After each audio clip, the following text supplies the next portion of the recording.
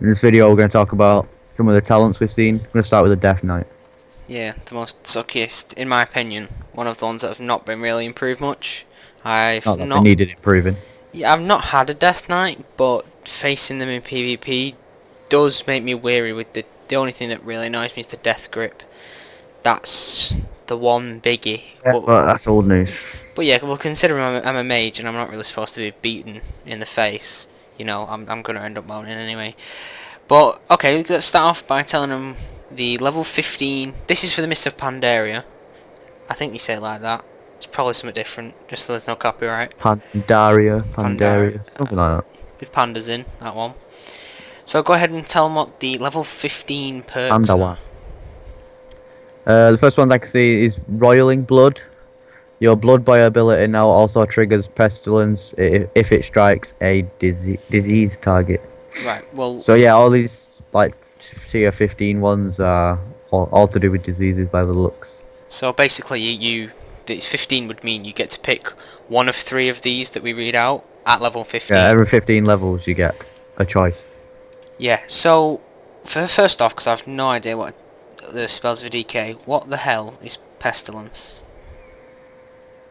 Um, yeah, it'd help if one of us played a DK. Oh, I think I Pestilence is assumed the you had one one. which, yeah, I think it's the one that spreads the diseases.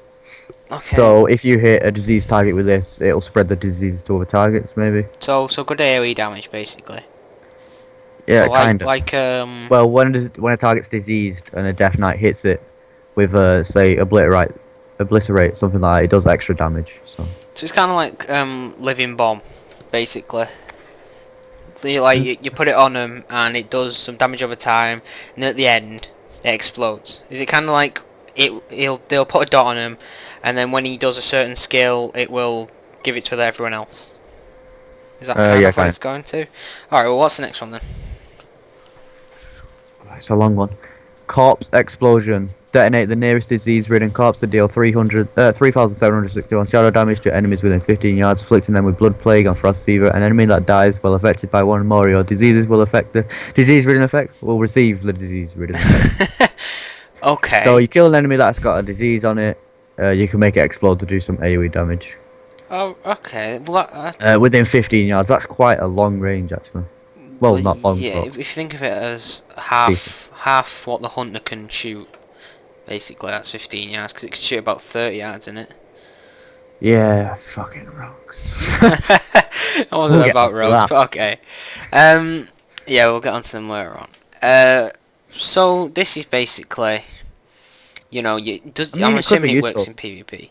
I'm assuming you can S- detonate a dead player in that yeah, terms. say you're fighting a group of enemies, you kill one of them, you can make it explode, do a bit of extra damage. Doesn't It's seem too decent, to be honest. Yeah, it says that an enemy dies while afflicted by one or more. Do you think that if there's more of them, it will damage them more? Like, like stack up? Will the damage of the affected like stack up, and then once it gets exploded, the corpse? Do you think that it'll do twice the damage? It could do. Would An you think enemy that's? that dies while afflicted by one or more of your diseases will receive the disease-ridden effect. Do you No, think that just means it's? like, if someone dies whilst they've got a disease on them, they get the disease-ridden effect. And then you can, if someone's got the disease-ridden effect, they're the ones that explode. It'd be cool if you could make multiple corpses explode. Oh yeah, what I'm saying is, right. So basically, when you only pass on the disease-ridden effect, you don't actually pass on uh, any major damage after the actual explosion that deals about No, it 4k. doesn't look like it. Alright, I don't well, know what level these numbers are coming from, because if that's like a level 1 number, that's fucking stupid. yeah, because, yeah, Or if the it's a damage level is 85 number, then it's absolutely crap. bullshit. Yeah. Well, the last one, for level tier 15, is instantly applies blood plague and frost fever to the target enemy. Again, I don't have a clue what I both of think them are. Outbreak's actually already in the game, so Alright, well, if Alpha's already in the game, then I we'll see skip it that. again, we don't play every class, Jesus ability. Christ. So, we'll move on to level 30. Out of the first one, which is Lichborn. It says draws upon unholy energy to become undead for 10 seconds. That's While already in the game. undead... Oh, it's already in the game? I think all these are already in. Is it? I've never seen a DK turn Lichborn. Yeah, I think they already are. Yeah, they can. Mind you, I'm probably dead before he does anything of any Bone use. shield, anti-magic zone, you both know what they do. I don't know what they are. Risking me here. That Only play anti-magic mage. zone's a pretty cool ability, actually. That's mostly PvE. I've not seen anyone use it in PvP. Oh, It's strange putting up that against Bone Shield against the given the choice between PvE and PvP. what I don't understand is why do you think they're using kind of, old spells? Like, why are they bringing old spells back and just buffing them up a bit? Why can't they think of new ones? That's what I don't get. Well, I don't know. It's just like, for instance, if you say, anti-magic zone's already in, then why are they putting it back in but making it some sort of epic level 30 special talent Maybe it thing just again? needed buffing or nerfing. Alright, and Bone Shield's already in, you say? Yeah. Oh yeah, for anyone that's who definitely in. for anyone who doesn't actually understand what we're going about, I'll put the little tool tips. I'll put the tool tips. Yeah, I'll put the tool tips on the screen for you to see over the PvP gameplay that we have to record because we're not doing this live. We're doing this afterwards so we can concentrate a little more. And okay, do you want to read out some of the 45 ones? Is there any there that are already in game? Yeah, Death's Advice, Advance, that's not in. Chillblades, I don't think any of these are in actually. Okay, so what's Death's Advance. Advance? While your unholy runes are both depleted, movement impairing effects may not reduce you below 75% of normal movement speed. That's quite cool. Yeah, I don't really use unholy runes. Well, actually, you do. When you're a Death Knight, you use your unholy runes and your frost runes, and then save your blood runes for your Death Strike to give you more HP back. So that's quite cool. Right, yeah, the 75%, you can't go below it. I mean, that's still pretty good. I mean, just like when you get slowed by 70%, that's a P-take. But, having a restriction on why it can slow you, I don't suppose that as a skill is too overpowered. I mean, it's a benefit, but it's not ridiculous like, you become immune to movement impairment effects. That would be overpowered. And considering some of the other skills I've seen, that wouldn't surprise me in Blizzard, to be honest. Okay, right, next play, Chillblades. Victims of your frost fever disease are chilled, reducing movement speed by 50% for 10 seconds, and your chains of ice immobilizes targets for 3 seconds. So basically, if you activate that and use chains of ice, you've basically got Frost Nova. Oh, great, another thing I can't have to myself. Nice. Nobody has anything to themselves anymore. Yeah. Okay, what's this? Asphyxiate.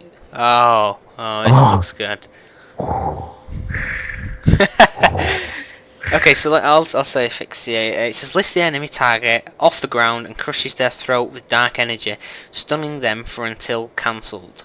It says functions as a silence if the target is immune to stuns.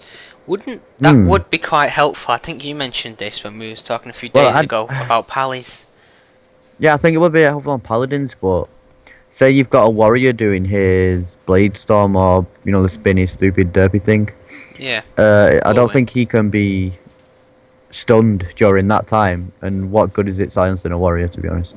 Yeah, well, it's not just silence them. It says it functions as a silence, but I mean, it also lifts them off the ground. I mean, maybe they just generally. It says stunning them. Oh wait, if they're immune to stuns. Oh right, okay. So that's basically.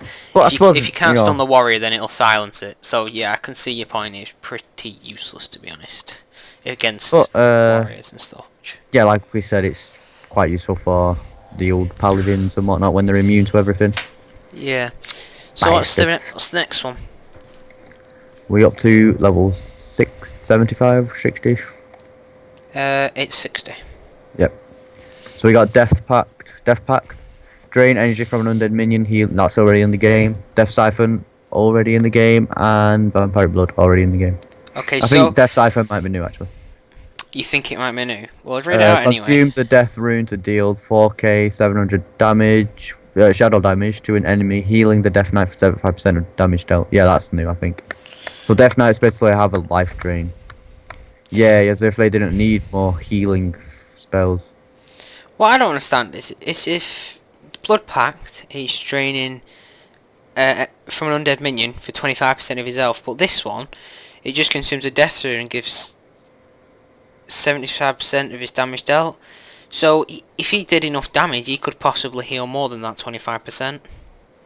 Mm. So, True. it depends. If you're really good, if you're really well geared, then I'd probably pick Death Siphon, because it's not only damaging them. You know, if you're dealing out some sick DPS, then you're gonna get 25, maybe more than 25% of your health back, which is pretty sweet. Yeah, Vampiric Blood, that's already in the game.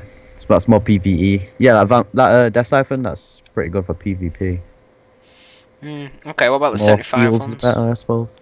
Yeah. Blood Tap, Runic Empowerment, and Runic Corruption. Blood Tap's already in, Runic Empowerment's already in, and Runic Corruption, that's new. Okay, what is it then? When you land a damaging Death Coil, Frost Strike, or Rune Strike, your rune regeneration rate is increased by 100% for 3 seconds. That's quite cool. Yeah, I mean, again, they've not made it ridiculous. Like, it's not increased for 10 seconds. They've actually, thought about it and thought 3 seconds, is enough.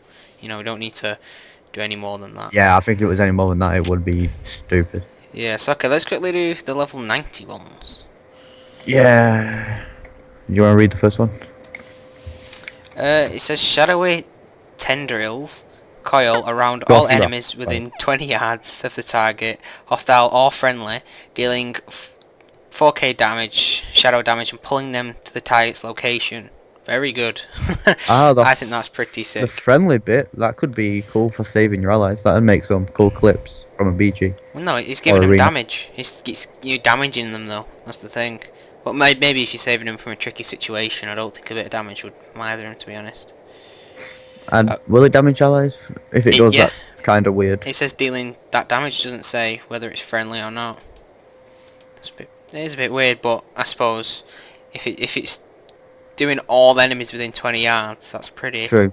And Yeah, I it's mean, pulling them all to him. I could imagine just running for Eye of the Storm in the middle and bang, pulling everyone towards and having a shaman there with you, knocking them all off. That'd be Yeah, fun. so that's one tactic. We'll try that. We'll try that. Okay, we've got Remorseless Winter. Read that one out. Let's speed through these two quick. Surrounds the Death Knight with a swirling tempest of frigid air, dealing 3,777 frost damage to enemies within 10 yards every 1 second for 8 seconds. Each time Remorseless Winter deals damage, it reduces the enemy's movement speed by 15%, stacking up to 5 times. Upon receiving a 5th application, an enemy will be stunned for 6 seconds. Damn! Wow. Dang, that seems OP. So it's going to do a dot every 1 second for 8 seconds and slow you at the same time. So you're not getting anywhere. And then when Unless you've got, when that like, a dot trinket or something. reaches 6 stacks, you're stunned You for get 6 stunned. seconds. So That's if crazy. you're trying to get away from a Death Knight, he's going to Death Grip you. And both of them. Pop that and then you ain't going nowhere. Yeah, both of them are 1 minute instants. That's crazy. 1 minute Yeah, I think cooldown that's and gonna insta be cast. What's getting picked. In the Okay, level let's have a look at 9 this last one real quick. Corrupt the ground in an 8-yard radius beneath the Death Knight, dealing 2k shadow damage every 1 second for 10 seconds. While standing in this corruption, the Death Knight is immune to crowd control effects. That has a 2 main cooldown, so it's double the rest of them. But the immune to crowd control effects, that's pretty sweet. But I mean, he does have to be standing in it. Yeah, I mean, the Death Knight does have sort of an anti-magic zone already, which is sort of a shield. So I don't really think that's going to be combined with that. I see the Remorseless Winter as much better. But that's the talents for the Death Knight. The new one's coming out in Pandaria. And this is the end of the video. I hope you enjoyed the gameplay. And next we'll be bringing you another class. We're not sure of which, but we will be certain to make sure we research what skills the actual class has already got, so we actually know if it's due or not. Yeah. But this has been our second video, and we hope you enjoyed it. Bye bye. Hasta la vista, little baby.